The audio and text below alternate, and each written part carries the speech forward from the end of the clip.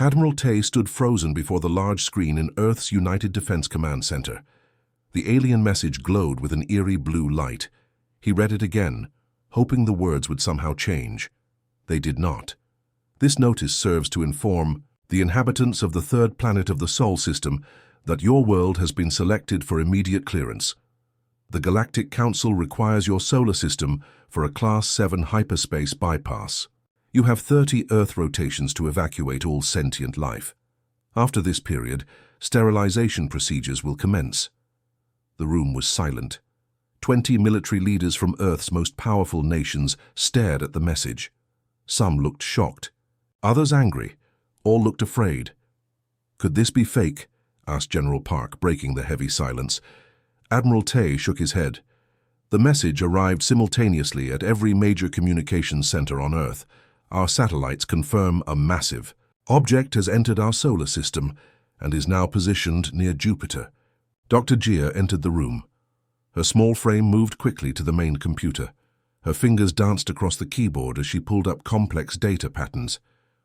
"I've analyzed the quantum signatures in their transmission," she said, not looking up. From her work, their technology is advanced, but it follows predictable patterns. They use standardized systems. No variation, no creativity. "What does that mean for us?" asked Admiral Tay. Dr. Gia finally looked up. A small smile appeared on her tired face. "It means they think we're primitive. They expect us to either run or fight in ways they understand. They don't expect us to adapt." Within hours, President Jin called an emergency United Nations meeting. Leaders from all 196 nations gathered in New York. The meeting was not broadcast. All electronic devices were banned from the room. President Jin stood at the podium. Her voice was steady, despite having not slept since the message arrived. "Today, humanity faces its greatest threat. An alien coalition called the Galactic Council has ordered us to abandon our home. They plan to destroy Earth to build what amounts to a space highway." She paused, looking at each section of the room. "They expect us to fail, to panic, to fight among ourselves as we have always done." Murmurs filled the room. Fear and anger mixed in the voices of Earth's leaders. "But we will not go quietly," President Jin continued, her voice growing stronger. "For the first time in human history, we must stand truly united. Today, we will show these aliens humanity's greatest strength, our ability to adapt, to think in ways they cannot predict." The room erupted in applause. Even nations that had been enemies for generations nodded in agreement. 3 days later, the Galactic Council sent a representative to Earth. The alien called Koro arrived in a small ship that landed in the middle of the United Nations Plaza.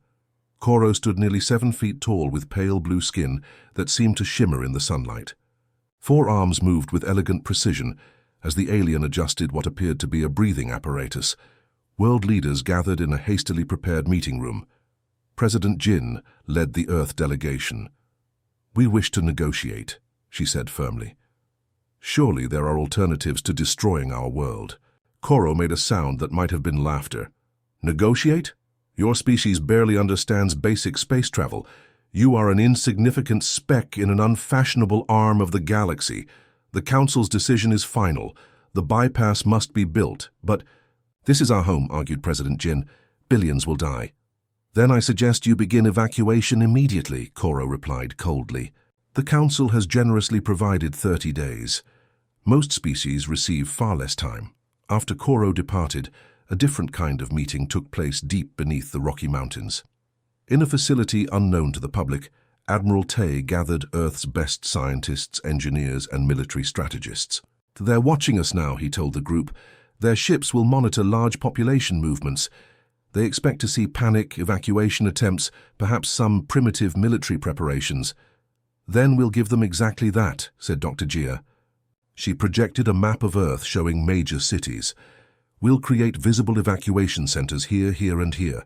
We'll make it look like we're trying to build Space Orcs, a desperate attempt to save a fraction of our population." Engineer Bay, a quiet man with brilliant eyes, spoke up. "Meanwhile, we can repurpose our civilian infrastructure into military assets. Our quantum computing advances from last year, the ones we kept off the public networks, They give us an edge the Council won't expect.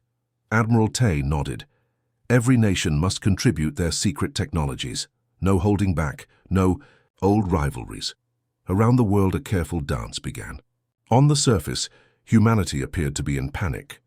News reports showed crowded evacuation centers.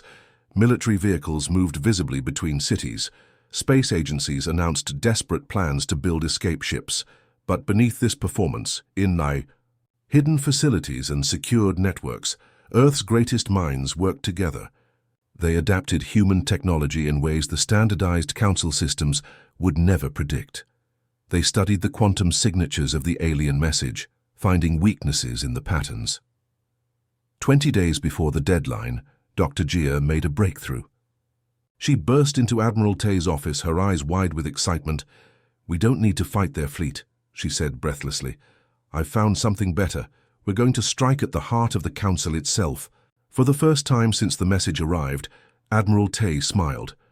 Commander Sung walked through the underground facility located 2 miles beneath the Rocky Mountains. The place buzzed with activity. Scientists and engineers worked at computer stations. Military personnel moved with purpose. No one wasted time. "Status report," Commander Sung said to her assistant.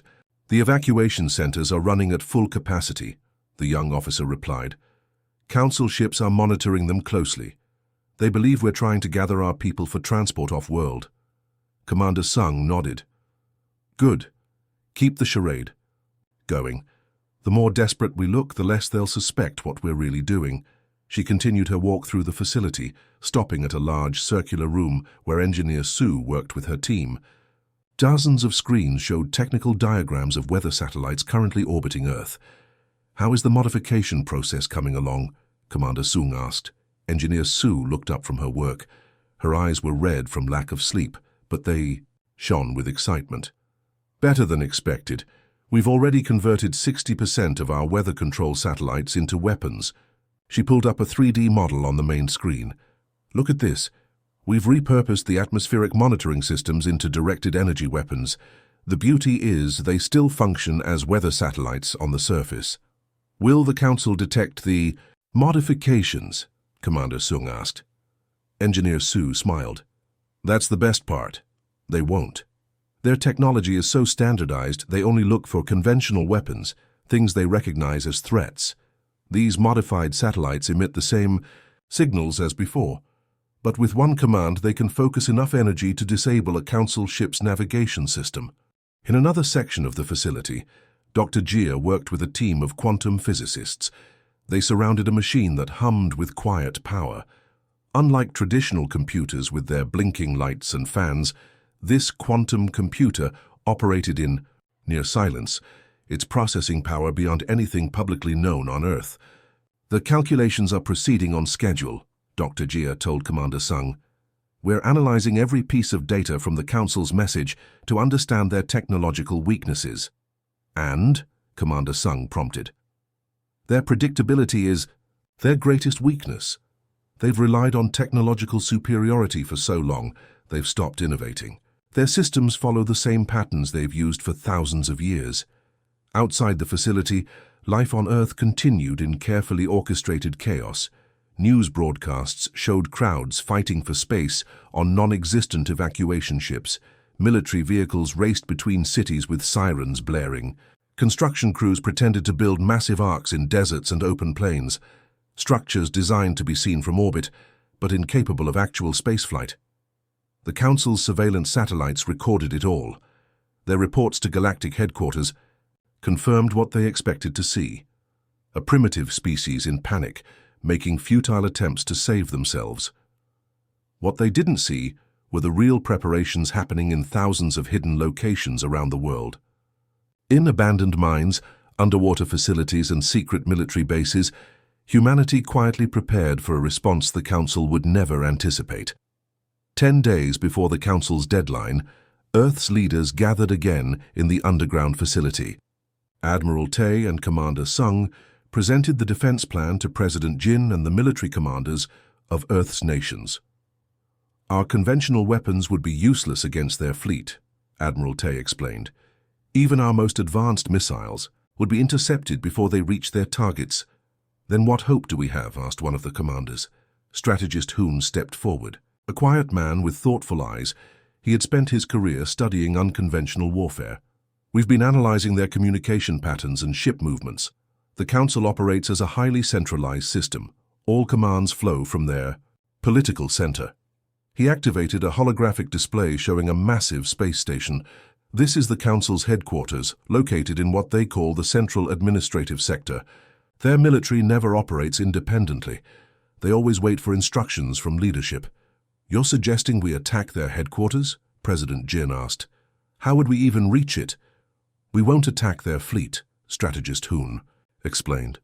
We'll strike their political heart directly. Engineer Su joined him at the display. We've developed a stealth transport system using our quantum technology. A small team can reach the Council headquarters undetected. Once there, added Dr. Jia, we can use their own standardized systems against them. Our team will insert a virus that will temporarily disable their command structure at the critical moment. President Jin looked skeptical. This sounds like a suicide mission. It's risky, admitted Admiral Tay, but we've run thousands of simulations on our quantum computers. This plan has the highest probability of success. Commander Sung moved to a different console and activated another display. Meanwhile, we'll have our converted satellites ready to disable any Council ships that approach Earth. Our ground-based defenses will appear primitive until they're activated. The room fell silent as Earth's leaders considered the plan. It was dangerous, many things could go wrong, but no one offered a better alternative. How many people would be on this team? President Jin finally asked. 5, replied strategist Hoon. Any more would increase the chance of detection. And who would lead this mission? Captain Min stepped forward from the back of the room. Her expression was calm, determined. I will, Madam President. Engineer Su nodded. Captain Min has been training with the prototype stealth system for weeks. She's already assembled a team of our best specialists. President Jin looked at each person in the room. Then she nodded slowly. Begin final preparations. We have 10 days to save our world. As the meeting dispersed, Commander Sung watched the activity in the facility with new purpose. On screens above, Council ships continued to monitor Earth's fake evacuation efforts. They saw exactly what humans wanted them to see: fear, chaos. Primitives scrambling to save themselves. They had no idea what was really coming.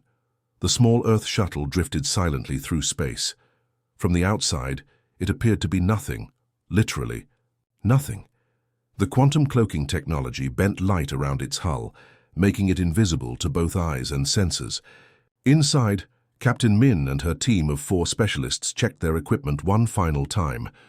We're approaching the outer security ring, said Pilot Kang. His hands moved steadily over the controls. Council station will be visible in 3, 2, 1. The view screen lit up with an image that made everyone pause. The Galactic Council headquarters was enormous. A spinning wheel-shaped structure with a diameter that could fit Earth's moon inside it. Thousands of lights twinkled across its surface. Ships of various sizes moved around it like bees around a hive. Remember your training, Captain Min told her team. The Council has ruled the galaxy for 10,000 years without serious challenge.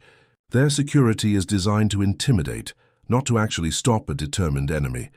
Tech specialist Yun nodded, her fingers dancing over her tablet.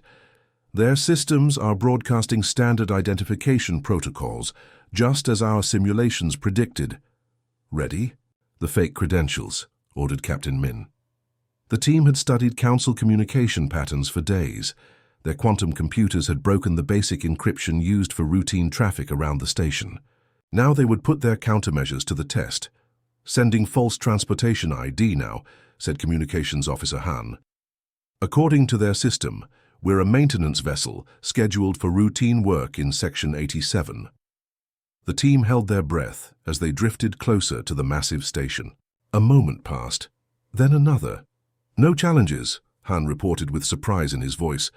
They've accepted our credentials without question. Captain Min allowed herself a small smile. As we expected, they haven't faced a real threat in millennia. Their security is mostly for show. The shuttle approached a small maintenance dock on the outer ring of the station. Unlike the grand ceremonial docking bays used by official visitors, this entrance was plain and utilitarian, perfect for 5 humans who didn't want to be noticed. "Docking complete," Pilot Kang announced. "Pressure equalized." Captain Min stood and addressed her team.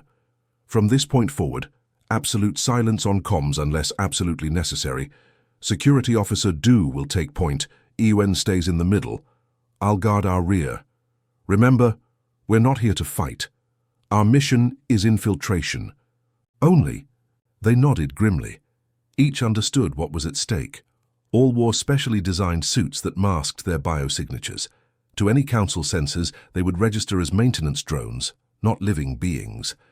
The team moved through the airlock and into the station. The corridors were surprisingly empty. Occasionally, tall, blue-skinned aliens walked past, but none gave the disguised humans a second glance. "No alarms," Captain Min whispered, as they bypassed what appeared to be a security checkpoint. The alien guard merely waved them through, barely looking up from a glowing console. They followed the memorized path through the labyrinth of corridors. Their destination was the central data hub, the nerve center of all council operations. According to intelligence gathered from the council's communications, this facility controlled everything, from military deployments to administrative functions.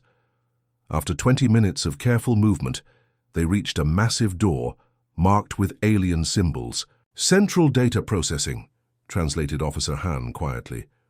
Just as the maps indicated, Security Officer Du examined the entrance. "Single biometric lock, no guards."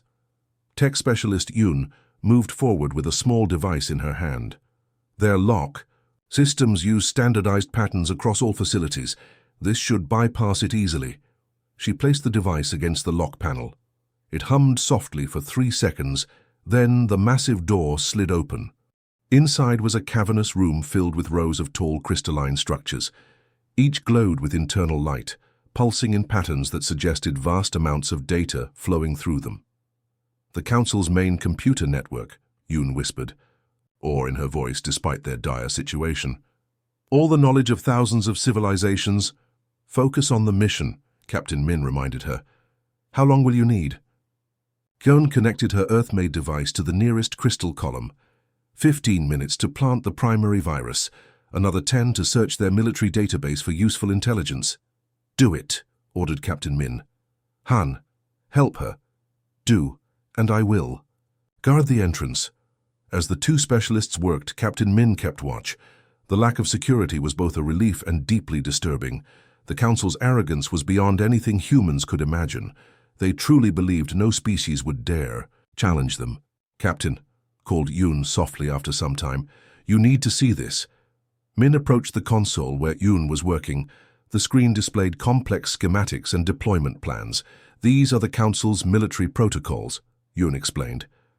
"Every ship, every weapon system they control follows these exact patterns. No variation, no adaptability. Their fatal weakness," Captain Min realized. "Complete dependence on standardized technology." "Yes," Yoon nodded excitedly. "And there's more. Their fleet approaching Earth, it's their only major military force. Currently active. Everything else is in standby mode. They never fight multiple conflicts simultaneously." "Can we use that?" "Absolutely. I'm planting viruses that will activate on our signal. When triggered, they'll disable the entire Council defense grid for approximately 40 minutes. Their ships near Earth will be cut off from command." Han joined. Them, his expression serious. "I've found something else. The council chamber where their leaders meet is only 2 levels above us. Minimal security." Captain Min considered this new information. Their original mission was simply to plant the virus and escape. But now, "How much time until our extraction window?" she asked. 3 hours, replied Officer Do from the doorway. Captain Min made a quick decision. "Let's finish here and then make a visit to the council chamber. Having hostages might improve Earth's negotiating position."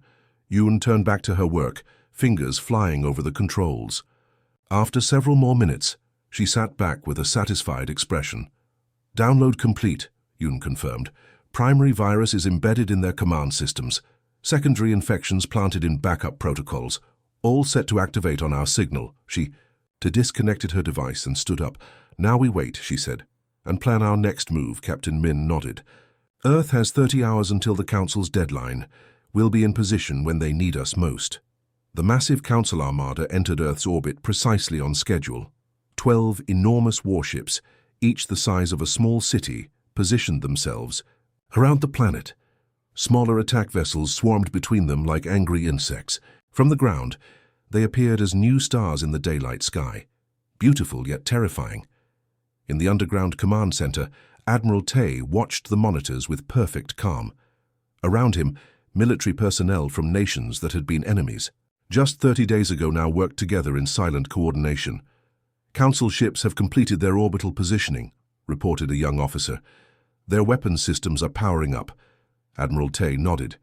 "Send the signal to Captain Min's team." A communications officer pressed a sequence of buttons. Signal sent. Admiral Tay took a deep breath. "Now we find out if our plan works." He picked up a secure phone and called President Jin. "Operation, David is active, Madam President." Across the galaxy, in the massive Council station, Captain Min received the signal on her hidden device. Her team had spent the last day in hiding, moving carefully through the station's maintenance tunnels. Now they gathered outside the Grand Council chamber, where the galaxy's ruling elite were monitoring the Earth operation. "It's time," she told her team. "Yoon, activate the virus." Tech specialist Yoon nodded and tapped a command into her device. "Virus deploying now." Throughout the Council station, deep in the crystalline computers, Earth's virus awakened. It spread through systems that had never known security breaches. It multiplied, following paths created by the Council's own standardized protocols. Within seconds, it reached critical systems. Within minutes, it controlled everything. Inside the Council chamber, the massive viewing screen showed Earth's blue sphere. Around the table, 12 alien leaders, each representing a major galactic species, watched with mild interest as their military prepared to sterilize yet another primitive world. Suddenly, the lights flickered. The screen showing Earth went blank. Red symbols appeared across all displays. "What's happening?" demanded Council Leader Doro, rising from his ornate chair. His pale blue skin darkened with alarm. "Why have we lost visual?" A junior council member checked a personal device. "Communications with the fleet are down. We're getting emergency signals from all sectors." "Impossible," growled Doro. "Restore connections immediately." "We can't," replied another council member, panic rising in her voice. "Weapons systems throughout the fleet are failing. Communication networks are collapsing." Alarms began blaring throughout the station. The chamber doors sealed automatically, a security measure now working against the Council by trapping them together. In Earth orbit, confusion spread through the Council fleet. Ship captains lost contact with their command center. Weapons powered down without explanation. Navigation systems displayed contradicting information. The carefully coordinated attack dissolved into chaos. From Earth's surface, hundreds of modified weather satellites activated at once. They had been ignored by Council scans because they didn't register as weapons. Now they focused their energy on the Council ship's sensitive sensor arrays. One by one, the ships lost their ability to detect threats. "Launch the miners," ordered Admiral Tay. Across Earth's surface, launch sites activated. What rose into the sky were not military vessels, but modified mining equipment. Boring machines designed to cut through mountain rock had been attached to simple rocket engines. Remote-controlled drones originally built for deep-sea exploration now flew through space, guided by human operators in bunkers. The Council ships, blind and uncoordinated, never saw them coming. The first mining drone slammed into a Council destroyer, its hardened drilling head easily penetrating the ship's hull. More followed. Hundreds of small, crude but effective weapons swarmed the alien vessels. "They're breaking formation," reported an officer in the command center, excitement breaking through her professional tone. "3 Council ships are attempting emergency. Jumps out of the system but can't coordinate their drives." Admiral Tay allowed himself a small smile. "Tell all units to focus on disabling, not destroying. We want prisoners, not casualties." Back in the Council chamber, Captain Min nodded to Security Officer Do. With a small explosive charge, they breached the sealed doors. The 5 humans entered the chamber, wearing their full gear with Earth insignia now proudly displayed. Council. Leader Doro turned in shock as the doors blew open. What is the meaning of this? How did you get in here? The other council members stared in confusion. Some reached for weapons that no longer functioned. Captain Min stepped forward, removing her helmet to reveal her human features. I am Captain Min of Earth. By now you've realized that your fleet has been neutralized and your systems are under our control. Impossible, whispered one of the council members. You're just primitives, you can't even travel beyond your own system.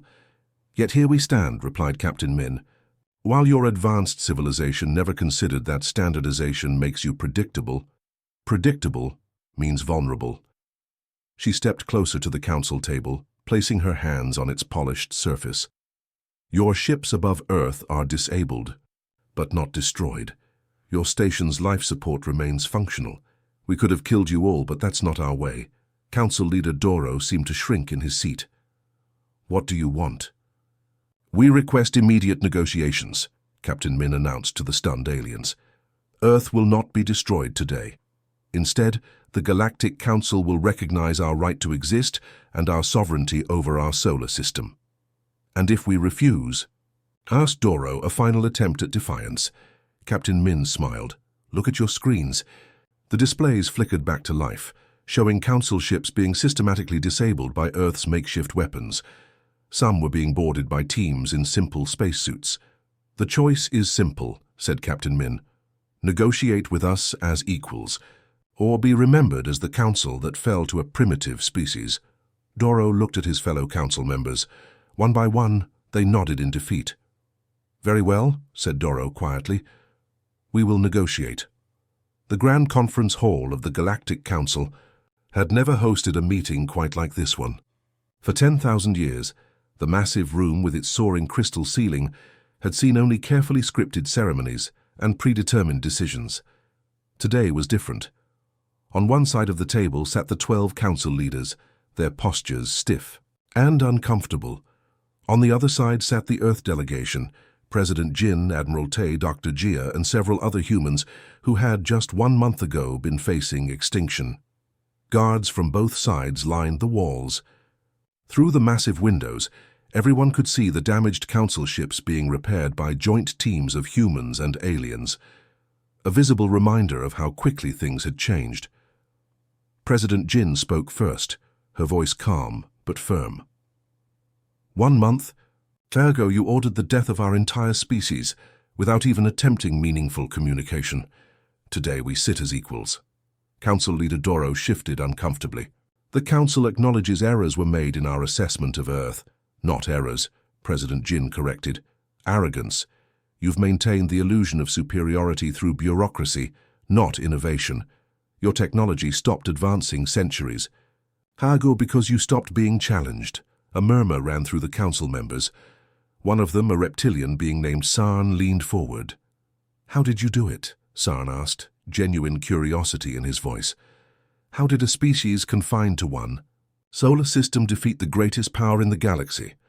Admiral Tay answered, You made yourselves predictable. Standardized systems are efficient but vulnerable. Every ship, every computer, every protocol following identical patterns. Once we understood one, we understood all. And you never considered that we might think differently than you, added Dr. Jia. When faced with extinction, humans become extraordinarily creative. For 3 days the negotiations continued. The terms of peace took shape slowly. Earth demanded recognition of human sovereignty and protection from future threats. The Council sought assurances that Earth's unpredictable technology wouldn't be used against them again. On the 4th day, President Jin presented Earth's proposal. The treaty we offer is simple, she said. Earth will share its unique technological approaches and quantum computing advances with the galactic community. In exchange, Earth receives full membership in a reformed council structure, one that protects the rights of all sentient species, not just the powerful ones. Reformed, echoed Doro, the word clearly uncomfortable in his mouth. The Council has stood unchanged for millennia. And that is precisely the problem, said President Jin. A government that cannot adapt will eventually fail, just as your ships failed against our improvised weapons. The Council members conferred among themselves in hurried whispers. Finally, Doro spoke. "We will need time to consider these terms. This is unprecedented." "You have 24 hours," replied President Jin. "Captain Min's team still controls your central systems. We would prefer a peaceful resolution, but we are prepared for alternatives." The next day, with visible reluctance, the Council signed the treaty. For the first time in its history, the Galactic Council admitted a new member that dictated terms rather than begging for acceptance.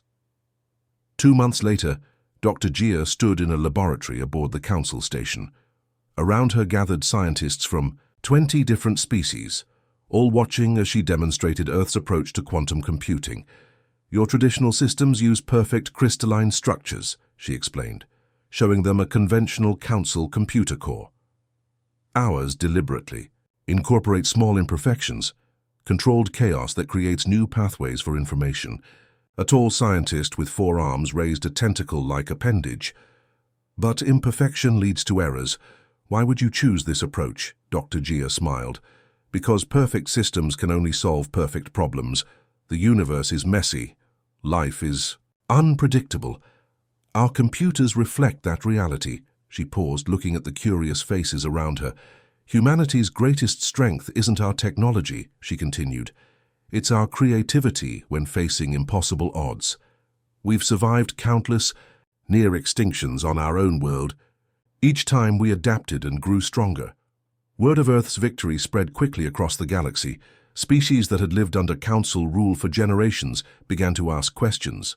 If humans could challenge the Council and win, perhaps the galaxy's power structure wasn't as fixed as everyone believed. On a small planet in a distant system, a group of furry beings with 6 eyes gathered secretly to discuss the news. Their species had been denied Council membership for centuries, told their technology was too unconventional. "The humans found strength in being different," whispered their leader. "Perhaps we should stop trying to conform and instead embrace our unique approach." Similar conversations happened on thousands of worlds. Some species sent representatives to Earth, seeking alliances. Others began developing their own technologies without worrying about Council standards. 1 year after Earth was scheduled for destruction, Admiral Tay stood with Captain Min on the observation deck of Earth's first true starship. Below them, their blue planet glowed against the blackness of space.